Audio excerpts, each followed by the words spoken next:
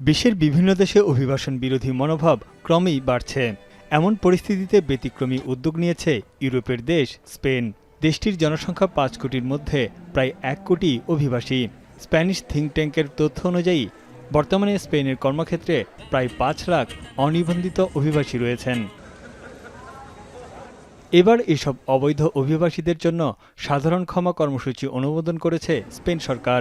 এর ফলে দেশটিতে অবস্থানরত কাগজপত্র ও নথিবিহীন প্রায় ৫ লাখ অভিবাসী আইনি স্বীকৃতির জন্য আবেদন করতে পারবেন।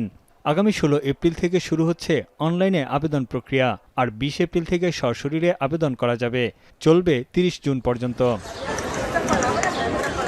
অভিবাসন আইন সংশোধনের ডিক্রি জারির মাধ্যমে সানচেজ সরকার দ্রুততার সঙ্গে এই উদ্যোগ নেয়। নতুন কর্মসূচিতে বলা হয়েছে, যারা সুনির্দিষ্ট শর্ত পূরণ করতে পারবেন তারা ১ বছরের জন্য স্পেনে বসবাস এবং কাজের অনুমতির জন্য আবেদনের সুযোগ পাবেন। শর্তগুলোর মধ্যে অন্যতম হল আবেদনকারীকে অবশ্যই ২০২৬ সালের ১ জানুয়ারির আগে স্পেনে প্রবেশ করতে হবে এবং কমপক্ষে ৫ মাস দেশটিতে বসবাসের প্রমাণ দেখাতে হবে। স্পেনের জনমিতিতে বয়স্ক মানুষের সংখ্যা বাড়তির দিকে রয়েছে। এই সমস্যা সমাধানে অভিবাসীদের কাজে লাগাতে চান স্প্যানিশ প্রধানমন্ত্রী Pedro Sanchez. ইন্টারেস económico y también de una cuestión moral, reconocer derechos a quienes hoy ya están aportando a la prosperidad y a la cohesión de nuestro país.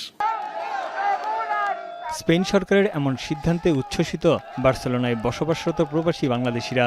অঞ্চলটিতে কয়েক হাজার প্রবাসী বাংলাদেশির বৈধ কাগজপত্র নেই। সরকারের এমন পদক্ষেপে কিছুটা স্বস্তির নিঃশ্বাস ফেলেছেন তারা। Hay mucha gente no tienes papel, no tienes trabajo, ni casa. It's more opportunity in immigrant. So thank you, Pedro Sanchez. Thank you, Spain. That this government give me us this. We are so happy. Our without paper people. তবে বিরোধী দল people's party সরকারের এমন সিদ্ধান্তকে অমানবিক, অন্যায্য এবং অনিরাপদ বলে কড়া সমালোচনা করেছে। তাদের অভিযোগ, এই পদক্ষেপ ভবিষ্যতে অবৈধ অভিবাসনকে আরও উৎসাহিত করবে।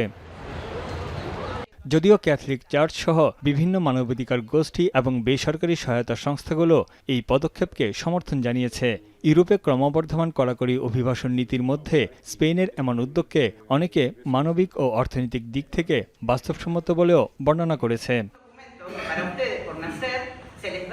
স্পেনে অভিবাসীদের বেশিরভাগই এসেছে কলম্বিয়া, ভেনেজুয়েলা ও মরক্কো থেকে, যারা দারিদ্র্য, সহিংসতা বা রাজনৈতিক অস্থিরতার জন্য দেশ ছাড়তে বাধ্য হয়েছে।